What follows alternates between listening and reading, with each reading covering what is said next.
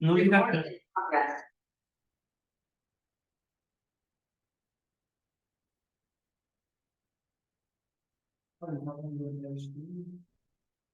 Oi. Tá, né?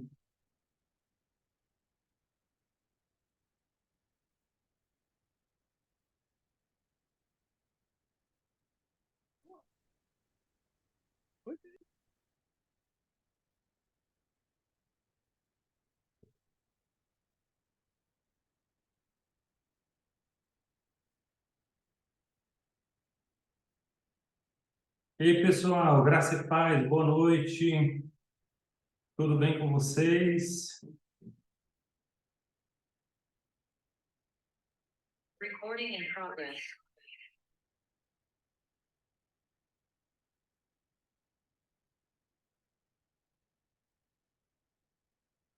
Tudo bem com os senhores? Graça e paz, boa noite. Fiquem à vontade.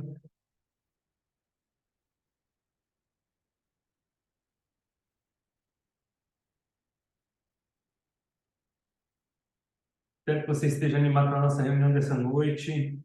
Mais uma vez, a gente está aqui reunido para poder ministrar a respeito das casas de paz. Muito bem. Vocês não gostam de câmera ligada, né? Só não gosta de câmera ligada. Seria tão bom se a gente pudesse ver a carinha de vocês, mas tem lugar. Ó, o André está ali, ó. Muito bem, tá bom, André? Graça e paz. Quem a gente consegue ver o rosto, ok. Aí, Sebastião. Muito bem, graça e paz. Tudo bem, pessoal. Se você sabe que alguém é semeador de casa de paz, não tem esse link ainda, envie o link para ele poder participar da nossa reunião nessa noite. Terceira reunião das casas de paz. E eu espero que tudo tenha sido abençoador para você até aqui, lá no seu ambiente, de ter essa conexão unidos no mesmo propósito. Todo mundo está fazendo aquilo que o Senhor colocou no seu coração. Então, eu espero que essa noite seja bastante produtiva. A Bispa Derani está aqui também, ó, graças a paz. Bispa Derani Maria da Silva, graças e paz. Muito bem. Ó, o pastor Samuel, rapaz. Só o povo, os membros do grupo eclesiástico da igreja, o pastor Kleber, da Itapuri, não é, é o irmão dele, é o Éder Muniz. Muito bem, graça e paz, pessoal. Vamos orar a Deus, então, pessoal? Orar a Deus e agradecer ao Senhor, já tem 10h32. Vamos aproveitar ao máximo o tempo que a gente tem reunido aqui. Eu tenho certeza que você teve um dia de trabalho, você teve um dia de estudo para quem está estudando, mas você também separou esse momento para poder investir nesse propósito que a gente tem de casa de paz. Então, que o Senhor te abençoe em nome de Jesus e que você orasse junto comigo. Pai, nós te agradecemos pela oportunidade que nós temos de estar aqui hoje, reunidos, ó Deus, em torno desse propósito. Senhor, muito obrigado por cada um dos semeadores de casa de paz que nós temos. Pai, em nome de Jesus, que cada um seja fortalecido no Senhor, fortalecido na força do seu poder, em nome de Jesus, que cada um possa ter ânimo, possa ter disposição, discernimento, possa ter, ó Deus, amor também por cada uma das pessoas dessas casas de paz, ó Deus, onde eles estão sendo semeadores dessa palavra da verdade. Pai, em nome de Jesus, nós profetizamos também conversão, restauração, cura, perdão, em nome de Jesus, nesses dias, ó Deus, em que tantas casas estão sendo sede, ó Deus, de ministração da tua palavra, em nome de Jesus. Ó Deus, eu me lembro quando o Senhor Jesus enviou os seus discípulos para que eles fossem, ó Deus, em todos os lugares e chegassem e dissessem: paz seja sobre essa casa. Então, em nome de Jesus, todos esses lugares que têm, ó Deus, recebido os semeadores os enviados pelo Senhor Jesus. Receba a graça, a paz e a bênção do Senhor, no nome de Jesus. No nome de Jesus. Bom, a gente poderia orar tantas coisas aqui. Deixa eu ver se eu vejo mais alguém por aí. Bom, ver não vê, né? A gente só lê os nomes, porque a galera não gosta de câmera. Muito bem. De qualquer forma, sejam muito bem-vindos. E é o seguinte, pessoal. Hoje nós estamos na terceira reunião e a terceira reunião é a chave da libertação. Mas antes, eu gostaria de compartilhar com vocês algo que está no meu coração a respeito da liderança cristã. E eu creio que é muito importante a gente falar sobre isso nesse momento.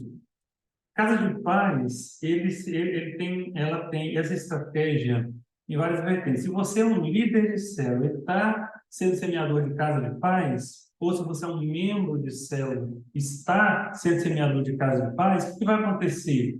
Você vai levar essa pessoa ou essas pessoas que se converterem ali para o seu ambiente de célula. Mas se você não estava liderando célula e agora está com esse propósito, a Casa de Paz pode ser também um lugar onde você vai abrir uma célula.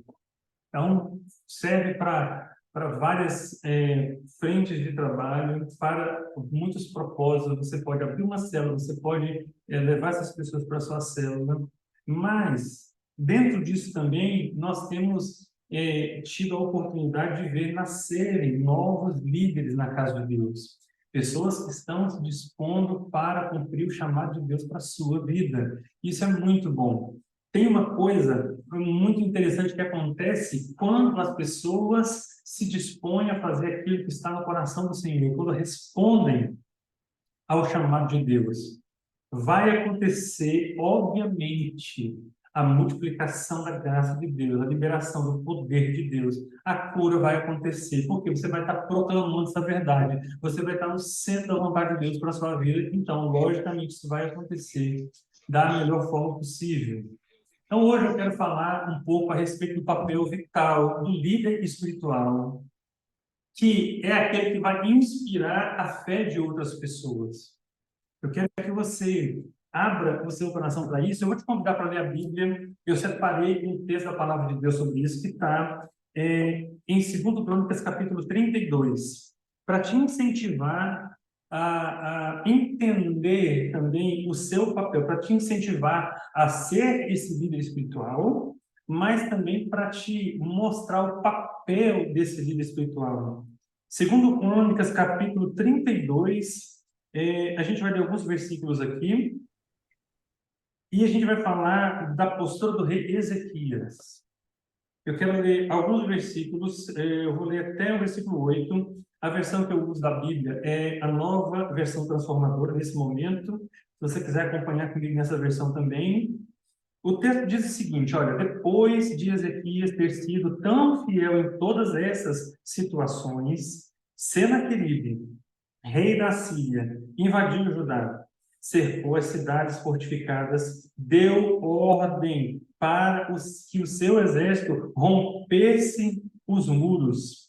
Quando Ezequias percebeu que Senaqueribe também pretendia atacar Jerusalém, consultou seus oficiais e conselheiros militares, e eles resolveram fechar as passagens de água das fontes que havia do lado de fora da cidade. Organizaram uma enorme equipe de trabalho para fechar as fontes de água e o riacho que atravessava os campos, pois disseram, não devemos permitir que os reis da Síria encontrem toda essa água.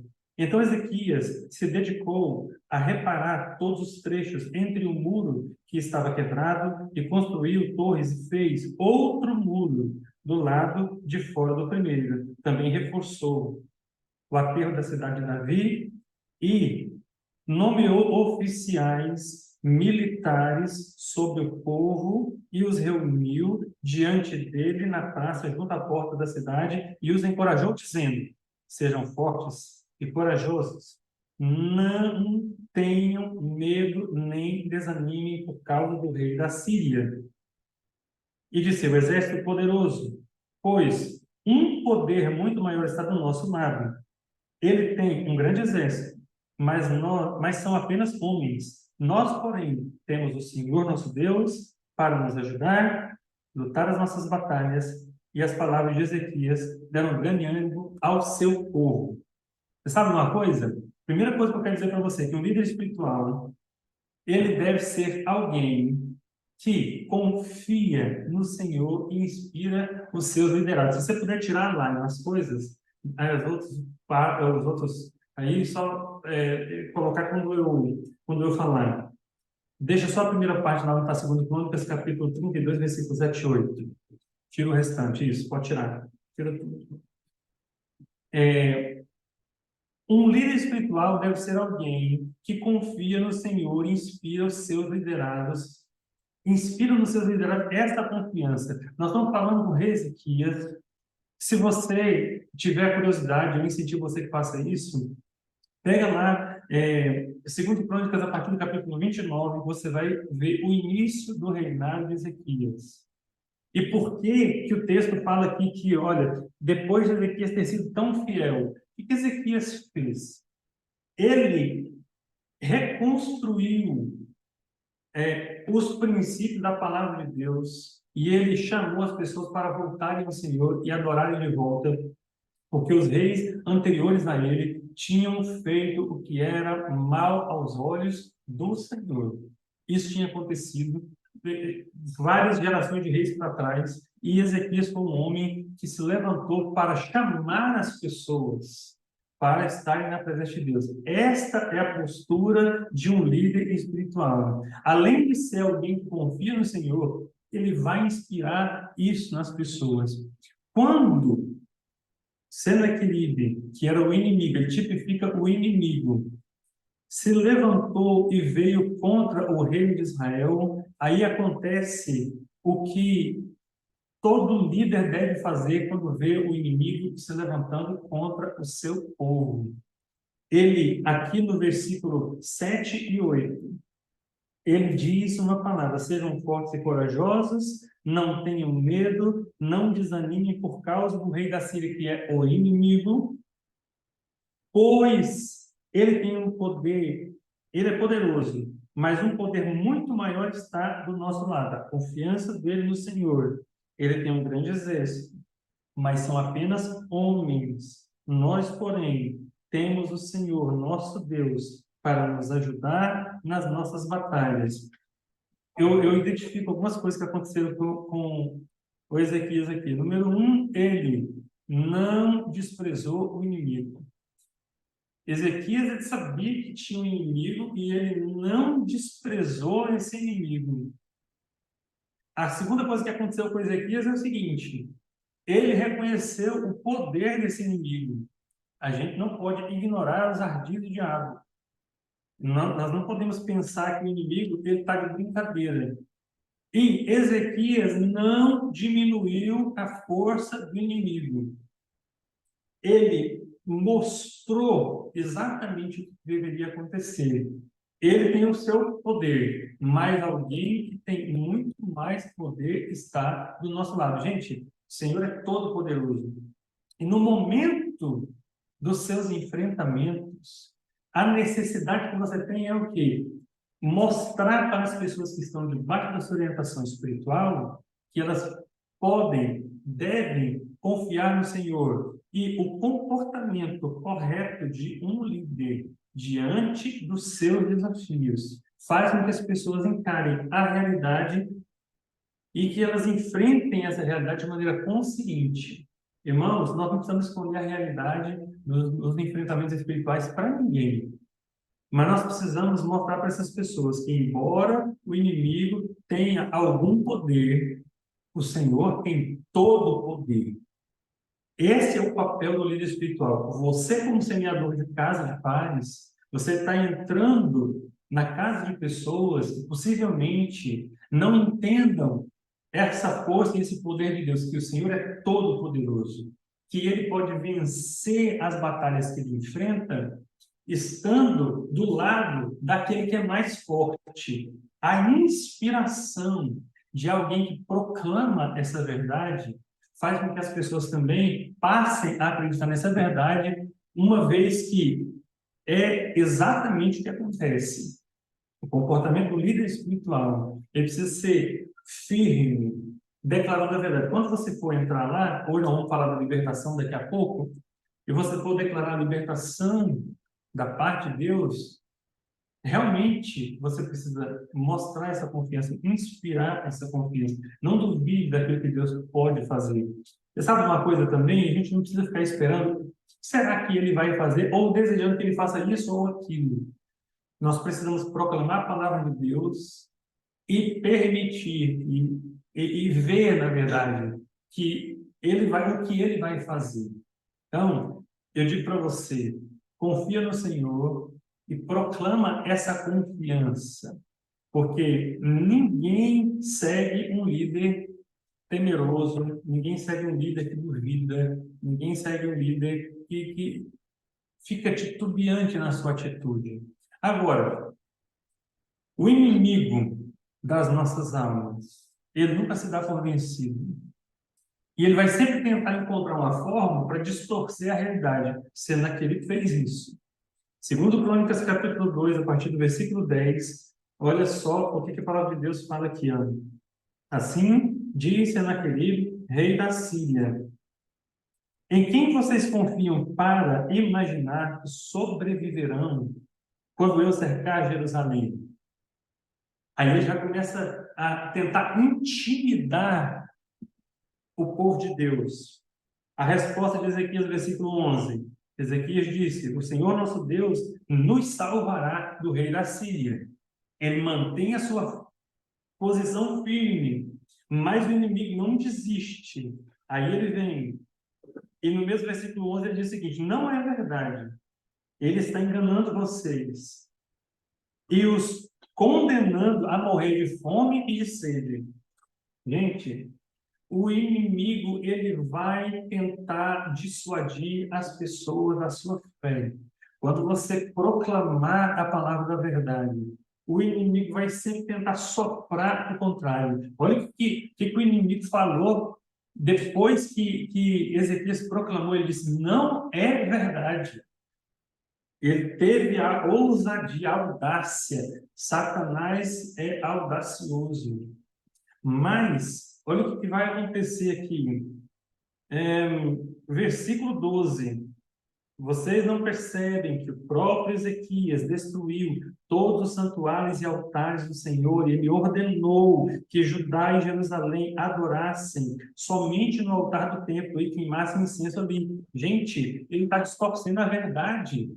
O que Ezequias fez? Ele destruiu os lugares de adoração que eram para deuses estranhos. Ele mandou derrubar tudo. Olha o que o inimigo está pegando aqui, a ação de um líder espiritual e tentando distorcer. Olha, Ezequias está fazendo alguma coisa errada que ele está mandando adorar só no templo. Sim, mas era só no templo mesmo que era para adorar. Mas ele tenta confundir a mente das pessoas para que não acreditem no poder e na graça de Deus. Você já viu isso em algum lugar?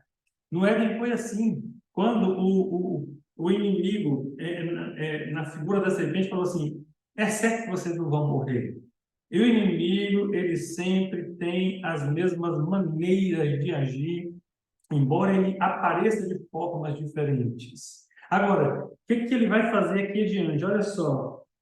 Olha o que ele fala no versículo 13. Sem dúvida, vocês sabem que eu e o rei e os reis da Síria, antes de mim, fizemos a todos os reis da terra. Acaso algum dos deuses das nações livrou os povos de minhas mãos? O que ele tenta fazer agora? Ele tenta comparar o nosso Deus com outros deuses. Ele está falando aqui, ó. Outras nações foram invadidas por mim e pelos reis anteriores a mim, e os seus deuses não os livraram. O Deus de vocês também não vai livrar. Gente, não é verdade, porque o nosso Deus é incomparável. E as nossas forças não são como outras forças.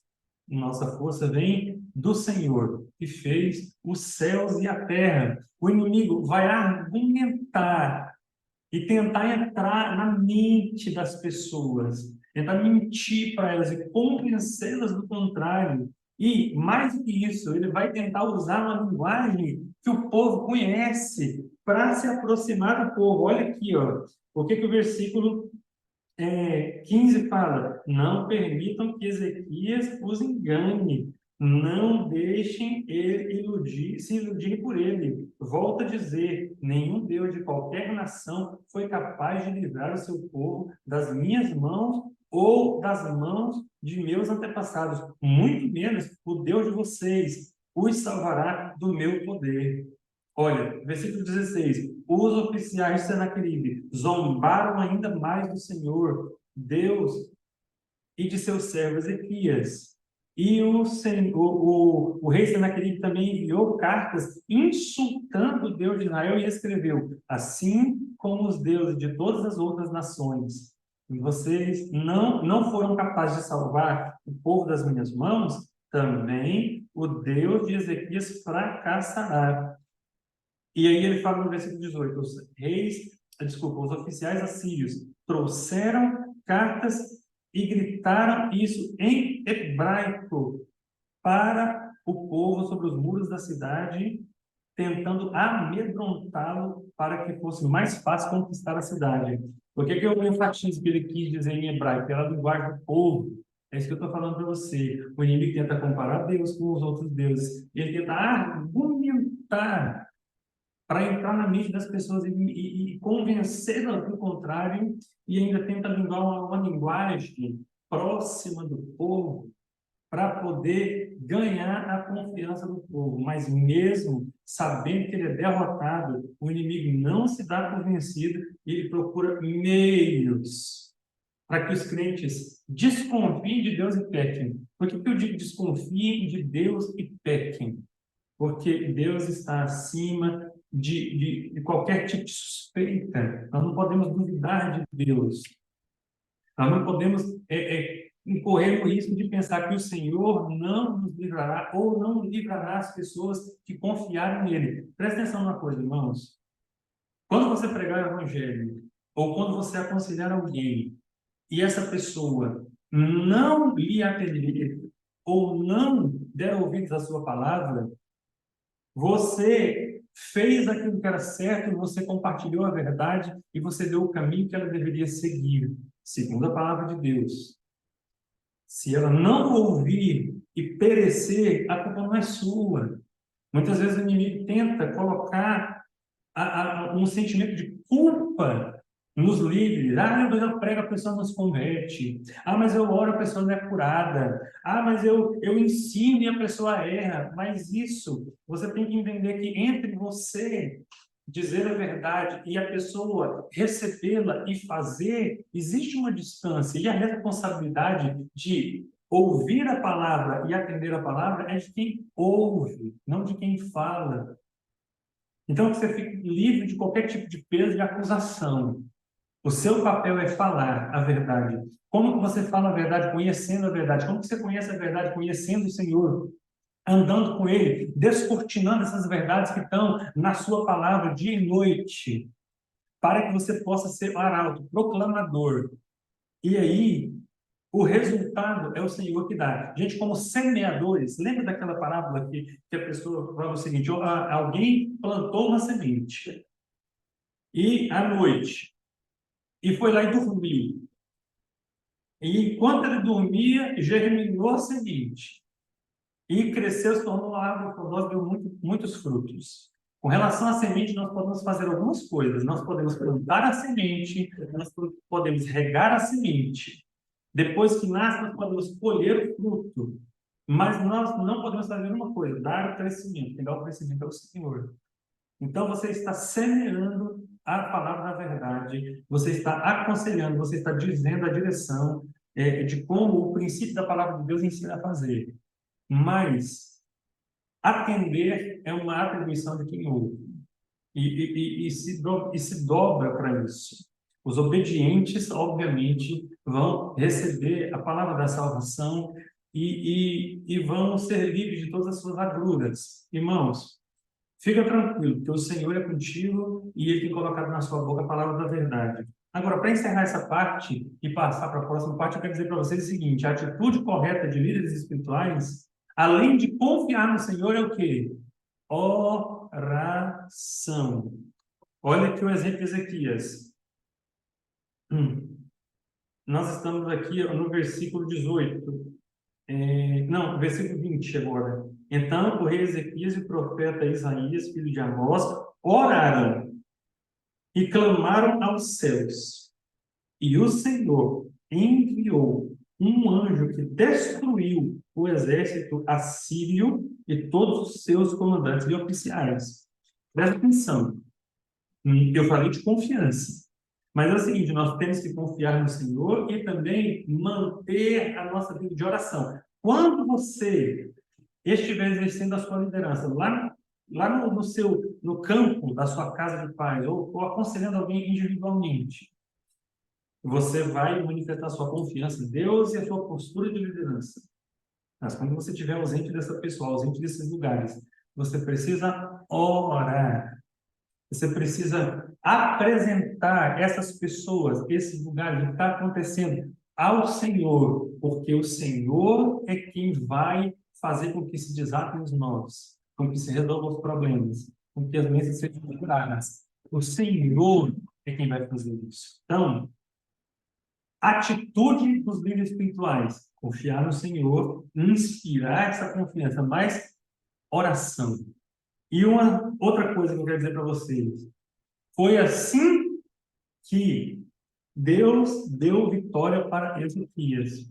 Lá no capítulo 29, ele começou a fazer reformas, ele buscou a Deus em primeiro lugar. Ele inspirou o povo, e ele orou pelo povo, e assim Deus deu vitória para o povo sobre Senaqueribe. Aqui, ó, versículo 22. Foi assim que o Senhor salvou Ezequias e o povo de Jerusalém das mãos de Senaqueribe.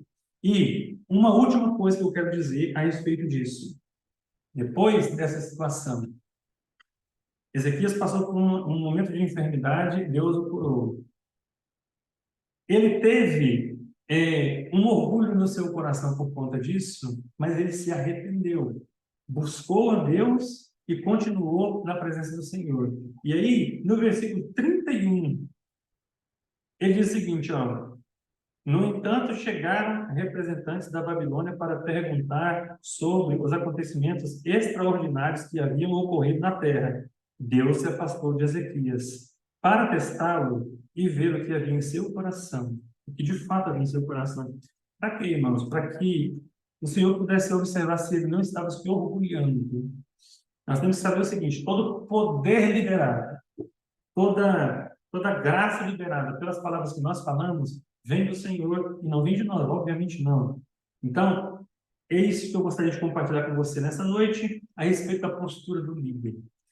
Leia depois do capítulo 29 de 2 Crônicas aqui até o 32, e você vai ter vários insights, o Senhor vai falar contigo a respeito disso, eu tenho certeza absoluta. Agora, vamos compartilhar a respeito da chave da libertação. Gente, é muito interessante a gente ter a oportunidade de falar sobre isso para as pessoas. Aqui, nessas ministrações, você já tem o esboço praticamente completo. Logicamente, você não vai reproduzir exatamente as mínimas palavras que estão escritas aqui, mas você vai pegar, logicamente, o sentido e colocar dentro da sua ministração ali, e você vai aproximar essa mensagem das pessoas. Então, vendo aqui a revista, o texto da revista, o quebra-gelo eu não vou nem comentar, isso aqui é muito particular de cada realidade, mas eu vou entrar logo no texto. Lucas capítulo 4, versículo 18 e 19, agora eu estou lendo a revista, tá? Na tradução aqui que vocês têm também, dentro da revista de vocês. O Espírito do Senhor está sobre mim, porque Ele me ungiu para pregar boas novas aos pobres, me enviou a proclamar liberdade aos presos, recuperação da vista aos cegos, para libertar os oprimidos e proclamar o ano da graça do Senhor. Gente, logicamente, essa libertação aqui é a libertação do poder do pecado. Quando a gente fala muito de libertação, as pessoas têm na ideia aquela questão assim dos demônios se manifestando e dos cultos de libertação e tudo mais. Tudo bem, isso pode acontecer, mas essa libertação aqui é uma libertação ampla, que é isso que eu citei, está dentro de tudo isso que significa libertação aqui. Então, a primeira coisa é uma pergunta interessante que tem aqui. E olha, essas perguntas, aqui na sua revista está assim, ó, o que você acha que significa a afirmação de Jesus? O Espírito do Senhor está sobre mim. Se você olhar bem aí no texto da minha pergunta que eu escrevi, eu coloquei que significa. Tira esse você aí, porque o você não deveria estar aí. Deixa eu tirar esse você. Não tem como. É o que você não. É o que significa a afirmação de Jesus. O Espírito do Senhor está sobre mim. É melhor a gente falar de maneira objetiva, porque o objetivo de Casa de Paz não é debate, é proclamação e ensino. Então, aí, obrigado, Laine. O que significa a afirmação de Jesus? O Espírito do Senhor está sobre mim. Eu fiz um resumo. Pode colocar na tela, por favor, Laine. Eu fiz um resumo. Eu resumi tudo que pode ser falado nessa hora, né, nesse pequeno texto que eu vou ler com vocês. Ó. Quando Jesus lê essa passagem em Lucas, ele está essencialmente identificando-se com aquele a quem a profecia se referia. Olha, se você ler o texto todo, ele está numa sinagoga, ele abre o rolo e está no profeta Isaías. E aí, obviamente, Jesus está cumprindo essa profecia, ele está declarando que ele é o cumprimento dessa profecia. E ele está dizendo isso, o Espírito do Senhor está sobre mim. Aí ele está afirmando que o Espírito de Deus está sobre ele, capacitando para cumprir a missão que Deus lhe confiou. Então, Jesus está querendo dizer o seguinte, olha, o que eu estou fazendo aqui, eu fui enviado para fazer. E aí, o que é? Pregar as boas novas do reino de Deus, trazer cura e conforto aos aflitos, libertar os cativos espiritualmente e anunciar o ano ou o tempo da graça. Eu fiz um resumo disso daí. Então, no primeiro momento, a gente precisa deixar claro para as pessoas que o Senhor Jesus é o cumprimento dessa palavra. Isso originalmente está escrito em Isaías. Então, quando ele abre ali aquele rolo e ele cita, ele está lendo o profeta Isaías.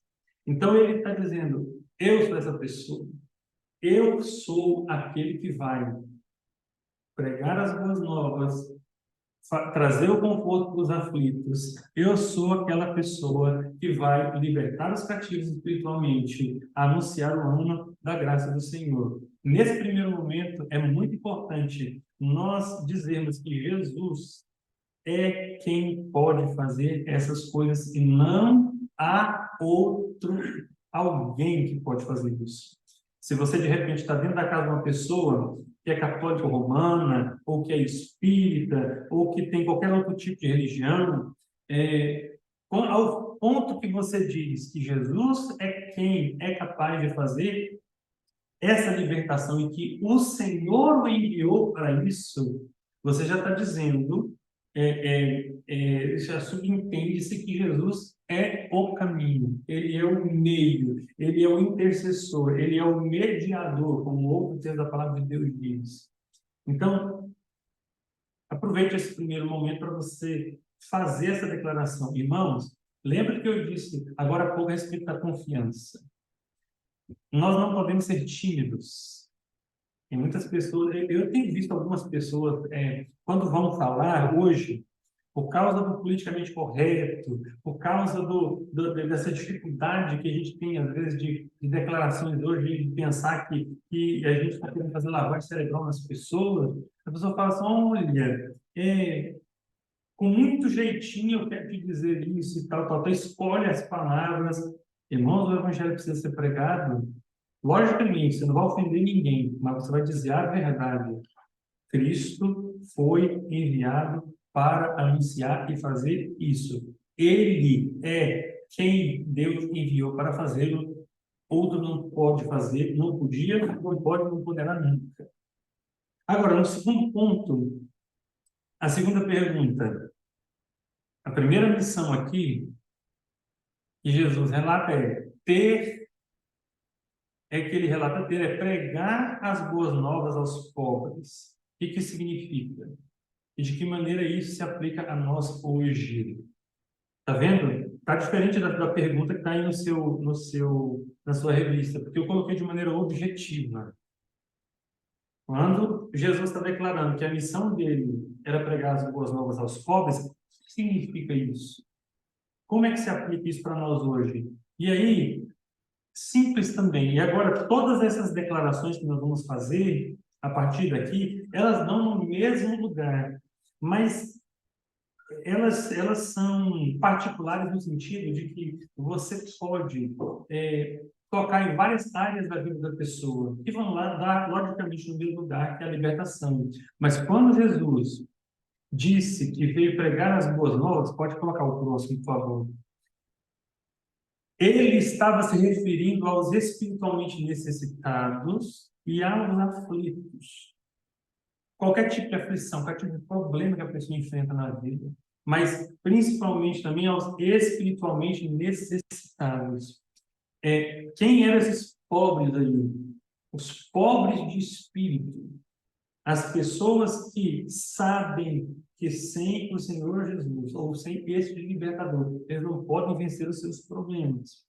Então, nesse momento, o que a gente diz para as pessoas é: todas as pessoas que estão debaixo do céu, elas precisam, para viver espiritualmente, uma vida espiritual abundante, para elas terem saciada a sua sede de comunhão com Deus, ela precisa entender que as boas novas, ou seja, essa libertação veio pela pessoa de Jesus. E a aflição, isso pode fazer frente a qualquer tipo de enfrentamento que as pessoas têm no dia a dia. Pode ser trabalho, pode ser enfermidade, pode ser estudo, pode ser financeiro, pode ser tanta coisa. Você que está fazendo casa de paz dentro dessa realidade, você deve saber de alguma coisa. Ou sempre quando a gente está no ambiente, as pessoas dizem alguma coisa. Elas falam da situação que elas estão vivendo. É importante que a gente deixe as pessoas dizerem alguma coisa. Então, nesse momento, logicamente, as pessoas podem expressar as suas dificuldades, expressar. Você pode levar para o lado de que a pessoa expresse uma necessidade que tem. E aí, tem o 3. O ponto 3, que é, na verdade, a segunda parte da missão. O segundo desafio da missão de Jesus é proclamar liberdade aos presos. E o que isso significa? E de que maneira isso se aplica para nós hoje? Esse ponto é muito interessante. Por quê? Porque quando Jesus disse que veio proclamar a liberdade aos presos, ele estava se referindo aos espiritualmente, emocionalmente e moralmente presos. Aqui abre um leque para muita coisa. Não dá para dizer especificamente o que dizer, porque cada realidade é uma realidade. Mas essa palavra liberdade aos presos mexe no coração de quem se sente preso em alguma coisa. Pode ser emocionalmente preso, por exemplo. Quantas pessoas têm problemas familiares, falta de perdão, problema com o pai, problema com a mãe, problema com o filho? Gente, as demandas familiares, elas são tão conflitantes na vida da pessoa, moralmente presos. E eu estou dizendo de qualquer tipo de situação. Tem muita gente que mente no trabalho, que mente para conseguir as coisas, que mente na faculdade, que mente na escola. O cara compra o TCC para poder terminar um curso. Então, eu estou dizendo para você de qualquer tipo de imoralidade, coisa que faz com que a pessoa se sinta culpada. você nunca vai saber o que é se a pessoa não te disser. Ou se o Espírito do Senhor também não trouxer esse entendimento para você. Então, espiritualmente presos. Isso fala também especificamente de pessoas que praticam religiões pagãs. Gente, nós estamos hoje no momento seguinte. Quando você falar sobre essas coisas, e se houver oportunidade, não dá para fazer mistura. Quem se converte ao Senhor Jesus abandona o jeito que ele tinha de viver na fé antiga. Seja lá qual religião for, seja lá o que ele praticava antes. Não dá para viver da mesma forma. Não dá para fazer do mesmo jeito. Vou dizer para vocês, por exemplo, eu vim de uma formação em que eu pensava que Deus era uma força, Deus era uma energia, Deus era uma luz. Até o dia que eu aprendi que o Senhor, através do Espírito Santo, é uma pessoa, que eu podia me relacionar com Ele. Gente, quando eu descobri que o Espírito Santo era uma pessoa, isso mudou totalmente a minha maneira de enxergar a Deus. Aí já não mais simplesmente uma força, já não mais simplesmente uma energia, uma vibração, uma luz, mas ele é alguém com quem eu posso me relacionar, que pode mudar toda a história da minha vida. Isso foi a minha experiência de conversão, a minha experiência de entendimento. Na verdade, quando eu me converti e entreguei minha vida a Jesus, eu não tinha todo esse entendimento. E à medida que eu fui ouvindo os ensinamentos, eu fui exposto a essa verdade. E isso fez com que eu fosse espiritualmente liberto. Eu enxerguei a Deus de outra forma. Então, vamos para o próximo. O terceiro alvo da missão de Jesus é o quê? Recuperação da vista aos cegos. O que isso quer dizer? De que maneira isso se aplica para nós hoje?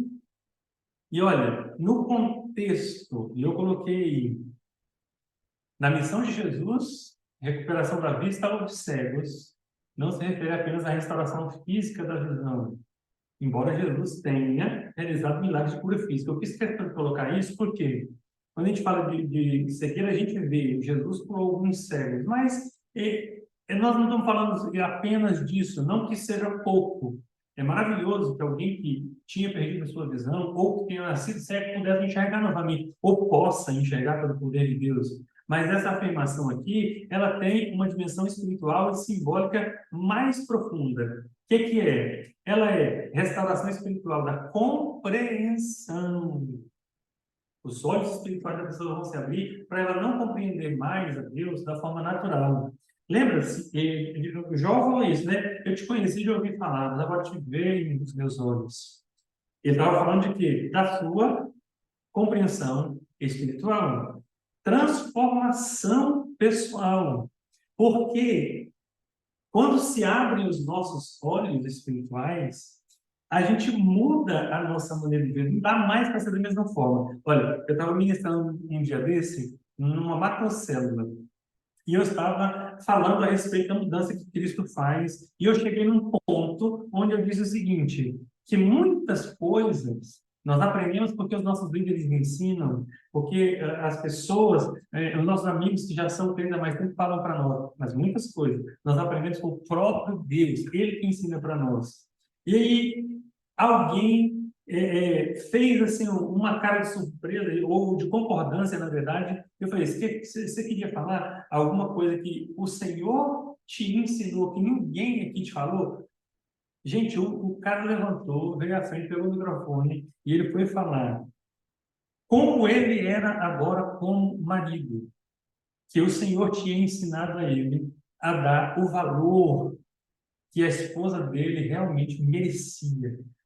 Ninguém falou para ele sobre isso, porque ninguém imaginava que talvez ele vivia de uma maneira que não valorizasse tanto a mulher que ele estava vivendo com ela, porque ele a amava. Mas é o seguinte, de repente, o próprio Deus falou com ele: este seu comportamento precisa mudar.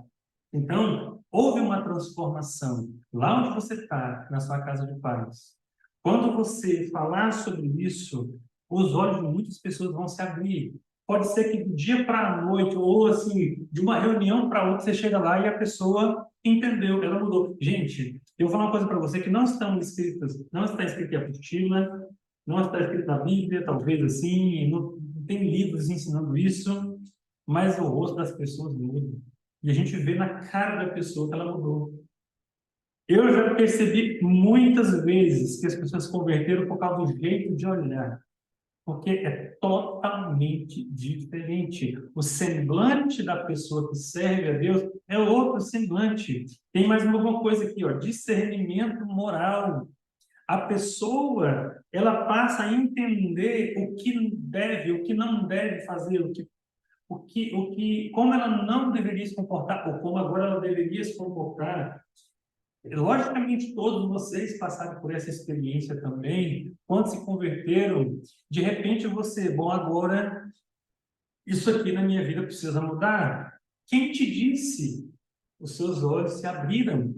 Os seus olhos se abriram. Gente, olha que coisa interessante. No Éden, quando a Eva pecou, né, e o Adão também pecou e tal, os olhos deles se abriram para o erro. Mas isso se tornou o quê? Cegueira espiritual.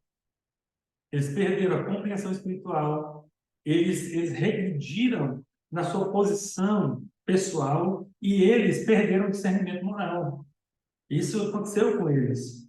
Mas agora em Cristo, isso é restaurado para nós. O Senhor abre os nossos olhos quando nós nos convertemos. E nesse momento, olha que coisa preciosa você vai poder dizer dentro da casa da pessoa. Mais uma coisa. O quarto alvo. O quarto alvo da missão de Jesus, e é o quinto ponto dessa administração, é libertar os oprimidos. O que isso quer dizer? E de que maneira isso se aplica para nós hoje? Gente, o que eu disse para vocês? Todos os pontos levam para o mesmo lugar, mas eles enfatizam de maneira diferente. Aqui eu coloquei, quando Jesus disse que veio libertar os oprimidos, proclamar liberdade aos presos, ele estava se referindo aos aflitos e exaustos. E aí eu coloquei aqui assim, ó, a pessoa aflita é uma palavra que a gente não usa muito no dia a dia, mas aflição é um sentimento muito comum nas pessoas. E quando você disser o que é aflição, de repente a pessoa, isso, é isso que eu estou sentindo. Ela tem a ver com prostração espiritual. Prostração. Por quê? Porque a pessoa está tão cheia de problemas. São tantas coisas na vida dela que ela tem para resolver, que ela tem nem ânimo para pensar sobre isso. E está vivendo no piloto automático. Então, isso tem a ver com prostração espiritual, mas tem a ver também com a negligência da pessoa em relação à sua necessidade de se render ao Senhor. Porque ela pensa que qualquer coisa pode resolver o problema dela. Menos Deus. No final das contas, quem não serve a Deus, não pensa mesmo que Deus pode resolver os seus problemas. E agora, o aflito quer viver e vencer por si só. Ele tem que ir atrás, ele tem que dar conta das coisas. Mas a solidão vai batendo nele, por quê? Porque ele não tem a quem recorrer, e não tem alguém que interceda pelas suas dificuldades. Quem intercede pelas nossas dificuldades? O Senhor Jesus. E a exaustão, o quê? Aponta para o cansaço e o tormento decorrentes de uma vida de pecado. Então, opressão tem tudo a ver com pecado. E é o pecado da autossuficiência, porque veja, mesmo que a pessoa passe, eu tenho tanto problema, não sei o quê, ela é autossuficiente porque ela quer resolver sozinha. Ou porque ela não quer depender de ninguém, ou porque ela não quer devotar essas coisas ao Senhor para ele poder resolver da maneira correta. Então, é um ponto muito interessante que dá para poder chegar ao coração das pessoas. Eu digo para você o seguinte: leia esses pontos e pensa na pessoa que você está ministrando a cada uma das pessoas que estão participando da sua casa de paz e veja onde você tem que colocar mais ênfase. Onde talvez a necessidade da pessoa é mais urgente E aí você explora mais esse ponto. Mas tem por último aqui, por último, Jesus veio para proclamar o ano da graça do Senhor. O que que isso significa? E o que que significa isso? Eu fiz um resumo também da compreensão a respeito disso. Quando Jesus disse que veio proclamar o ano da graça do Senhor, ele estava anunciando a mensagem de liberdade, restauração e perdão. Ele estava inaugurando uma nova era de graça, redenção espiritual, na qual quem crê em Jesus pode ser liberto do poder do pecado e da escravidão espiritual. Alguém, numa hora dessa, gente, você olha para o mundo aí fora e você vê essa afirmação que está escrita, ele estava inaugurando uma era de graça, redenção espiritual, onde quem quer pode ser liberto. Gente, nós estamos vendo aí fora, redenção espiritual. Parece que o mundo que a gente está vivendo aí fora é esse mundo onde a graça foi inaugurada. Ela foi inaugurada para quem recebe Cristo como Senhor e Salvador.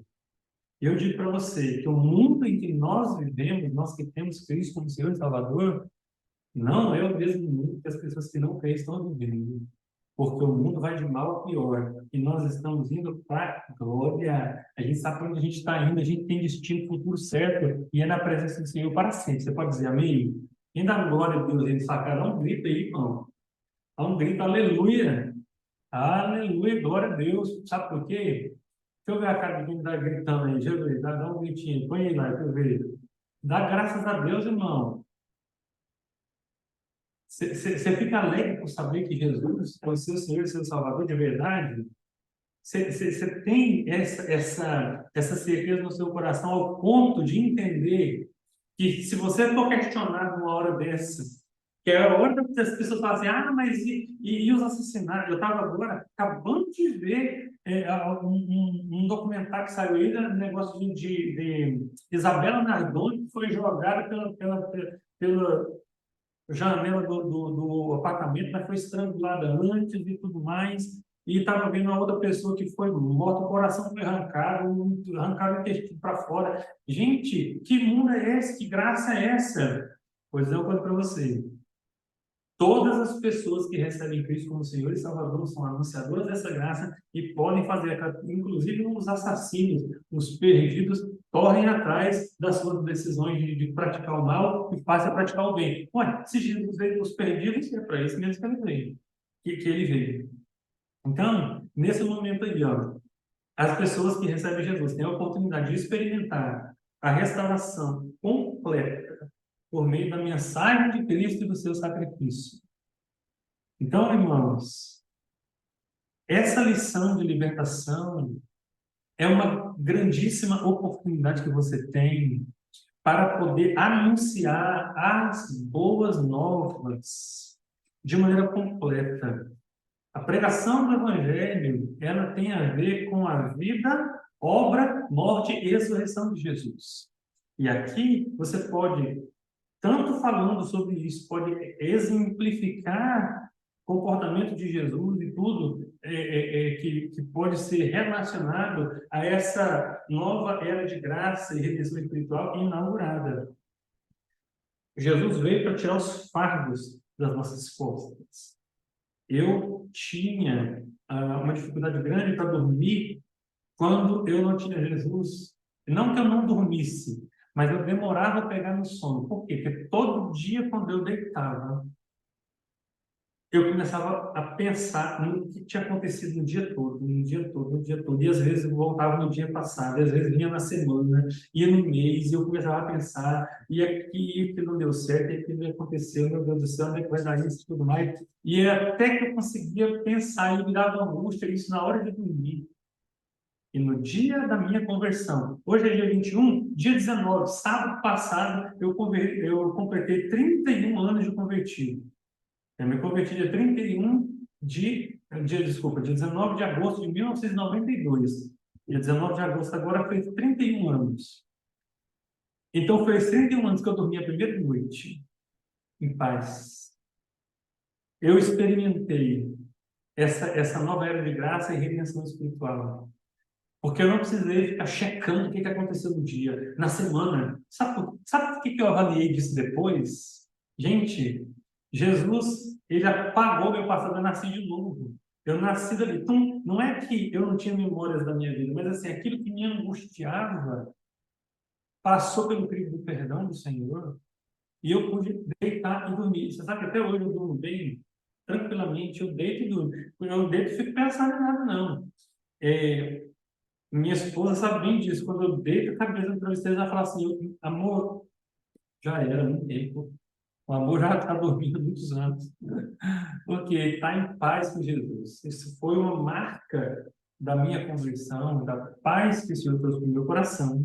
E vigora até hoje. Agora, no dia, na conclusão e oração. É muito particular isso, mas eu coloquei aqui, ó, Jesus veio a este mundo com a missão de nos reconciliar ao propósito original de Deus. Aqui na revista, ele tem uma sugestão de você fazer pergunta. Quais dessas situações você está precisando hoje? Isso é interessante. Você sabe uma coisa? A nossa igreja ela tem uma característica que muitas igrejas não têm. E é uma característica interessante que Deus colocou no nosso ministério. O que é? A gente chama isso de ministrar as pessoas.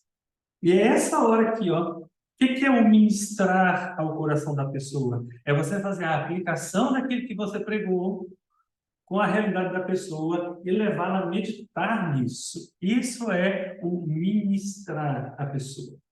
Então, o que você vai fazer nessa hora?